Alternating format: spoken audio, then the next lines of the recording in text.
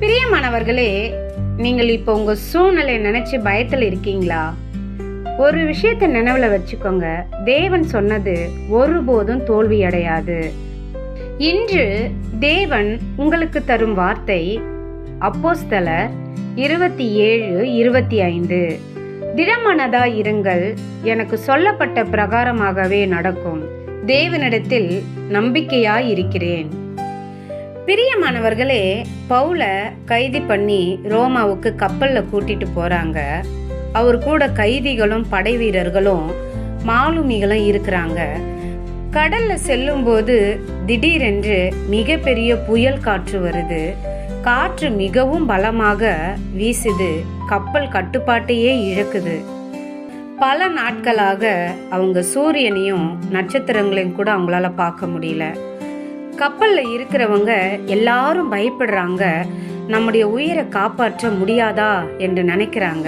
ஆனா அந்த நேரத்துல பவுல் எழுந்து அவர்களை தைரியப்படுத்துறாரு.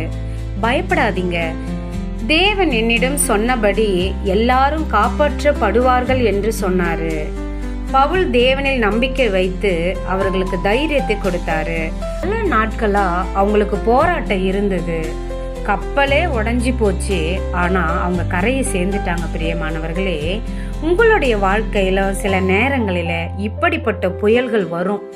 இங்க புயல்ன்றது நம்மளுடைய பிரச்சனை. அது எப்படிப்பட்ட பிரச்சனையா வேணா இருக்கலாம். கடன் பிரச்சனையா இருக்கலாம், நோய் பிரச்சனையா இருக்கலாம், குடும்ப கஷ்டம் பிரச்சனையா இருக்கலாம். எல்லாம் சேர்ந்து நம்ம பயமுறுத்தும். அந்த நேரத்துல பவுல் சொன்ன வார்த்தைய நீங்க நினைவுல வச்சு திடமனதா இருங்க. பிரியமானவர்களே, சூழ்நிலை மோசமாக இருந்தாலும் பவுல் சொல்றாரு, எனக்கு சொல்லப்பட்ட பிரகாரமாகவே நடக்கும். தேவனிடத்தில் நம்பிக்கையா இருக்கிறேன் என்று.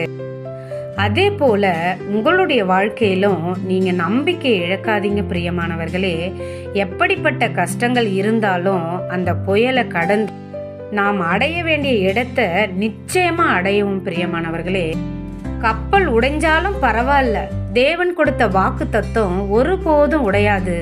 தேவன் சொன்னபடி நம்முடைய வாழ்க்கையையும் பாதுகாப்பாக கரை சேர்ப்பார். பிரியமானவர்களே, புயல் என்கிற பிரச்சனை உங்கள் பாதையை மாற்றலாம். ஆனா தேவன் உங்களை உங்கள் இலக்கத்திற்கு கொண்டு சேர்ப்பார். ஆமேன்.